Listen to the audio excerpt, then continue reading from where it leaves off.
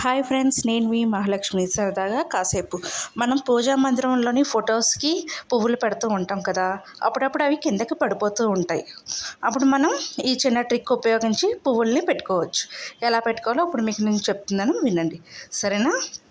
ఇలా ఫోటో తీసుకొని మనకి రబ్బర్ బ్యాండ్ ఉంటుంది కదా, ఆ రబ్బర్ బ్యాండ్ అదే స్వీట్లకి గటా బాక్సెస్కి ఇస్తారు కదా, అలా చిన్న రబ్బర్ బ్యాండ్ తీసుకొని దానికి ఇప్పుడు చూపించిన విధంగా ఫ్రేమ్కి మనం రబ్బర్ బ్యాండ్ని పెట్టుకోవాలి.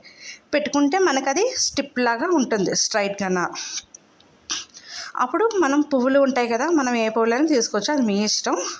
ఆ పువ్వులకి కాళ్ళు పెద్ద ఉంటాయి కదా, ఆ కాళ్ళు కొంచెం కట్ చేసుకోండి. లేదు పర్వాలేదు పెట్టుకుంటాము అలాగే అంటే మీ ఇష్టం.